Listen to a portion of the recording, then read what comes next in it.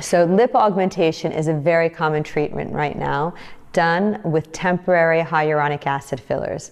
I stress the importance of temporary because I have a lot of people who have had permanent lip injections done, which often end up with an unhappy patient and not a very good aesthetic outcome. So what does this entail?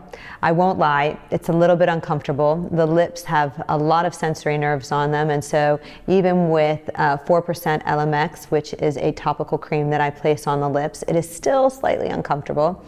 But with all things, if there's no pain, there's no gain. So what happens during the course of this treatment? It takes just a few minutes of carefully mapped out injection points to help augment or create a little bit of volume in the lip. And the goal here is to create a harmonious upper and lower lip, where the upper lip is slightly smaller than the lower lip. You never want to have too much of a profile, and what I mean by that, that's what people call the ducky lips. So ducky lips are when you look at the profile and the lips stick out much more than they should be, and that is an unnatural aesthetic outcome. I tend to always err on the side of caution and not to over-inject the lips. It's really important to note that the lips can bruise and there can be significant swelling.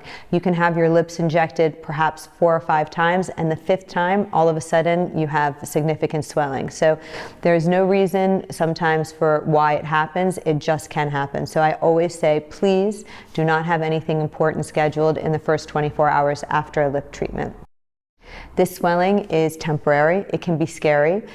Sometimes people call me in the morning, even though I have warned them that the morning of the next day is always the most significant for any potential swelling. And you can take an antihistamine to help decrease the amount of swelling that you're experiencing. And then once that swelling is gone, it goes back to being what it should be, which is usually very aesthetically pleasing.